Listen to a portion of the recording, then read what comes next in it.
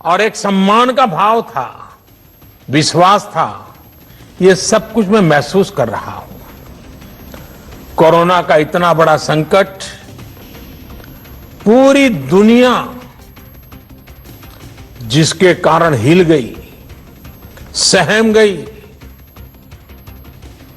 लेकिन आप डट करके खड़े रह गए। भारत के गांवों में तो कोरोना का जिस तरह मुकाबला किया है, उसने शहरों को भी बहुत बड़ा सबक दिया है। सोचिए, 6 लाख से ज्यादा गांवों वाला हमारा देश, जिनमें भारत की 2/3 से ज्यादा आबादी, करीब करीब 80-85 करोड़ लोग जो गांवों में रहते हैं, उस ग्रामीण भारत में कोरोना के संक्रमण को आप सब गांव वासियों ने बहुत ही प्रभावी तरीके से रोका है।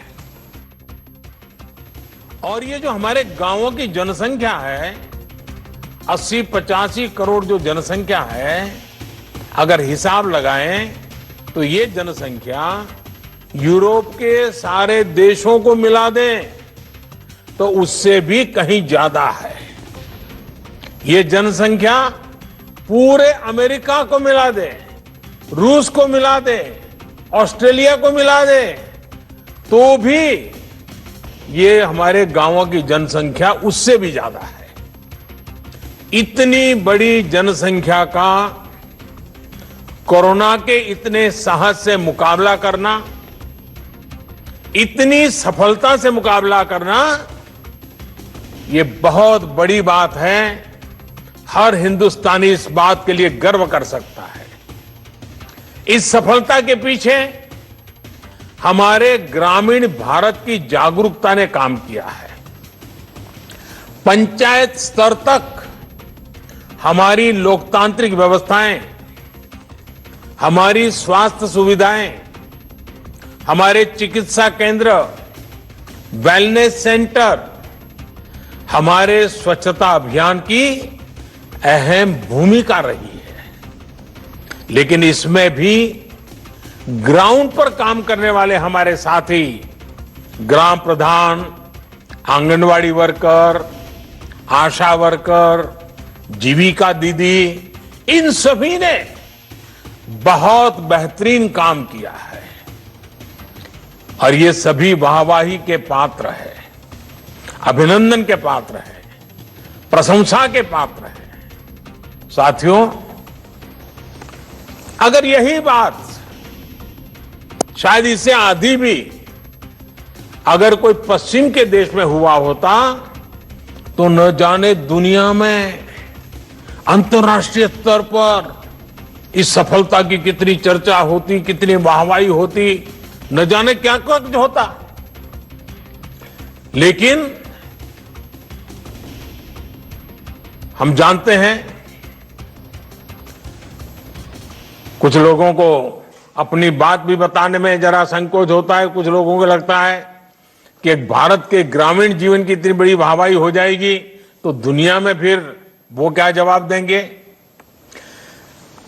आप हकदार हैं इस प्रशंसा के, आप हकदार हैं इस पराक्रम के, आप हकदार हैं इतने बड़े जीवन और मौत का खेल जहां खेला जाता है, ऐसे वायरस के सामने गांव वासियों को बचाने के लिए प्रशंसा के हकदार है।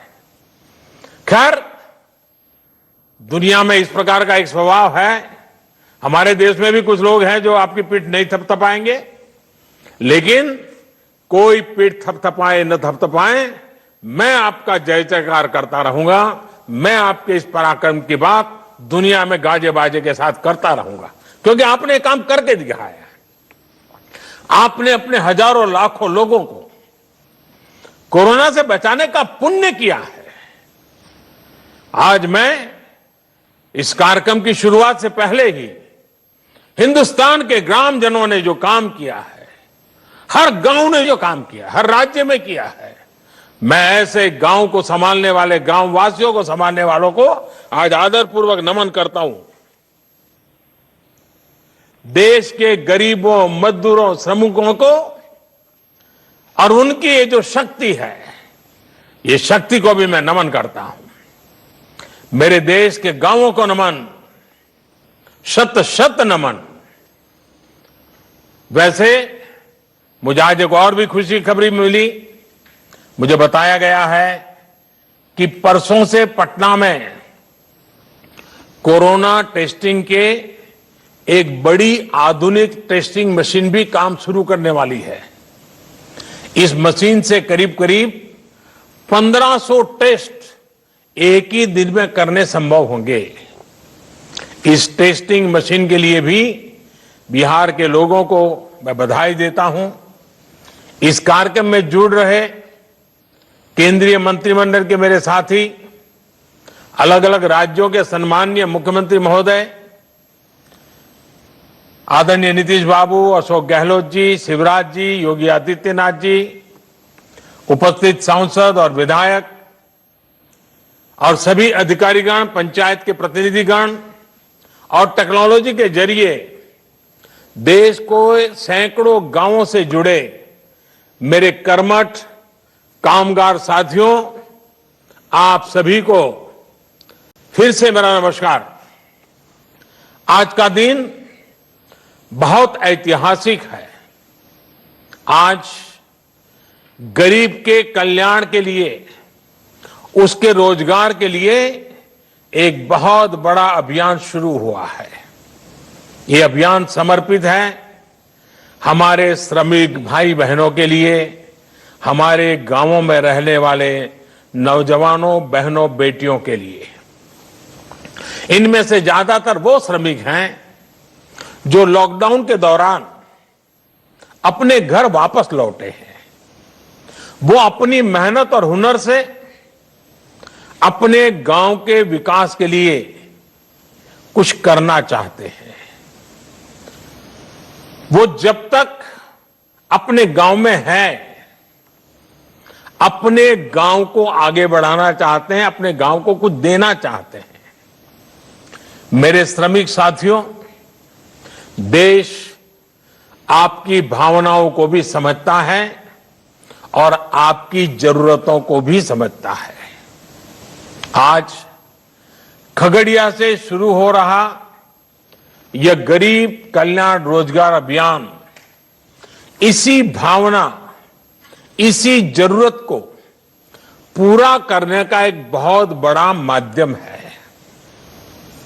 बिहार, उत्तर प्रदेश, झारखंड, ओडिशा, मध्य प्रदेश और राजस्थान, इन 6 राज्यों के 116 जिलों में यह अभियान पूरे जोर शोर से चलाया जाएगा।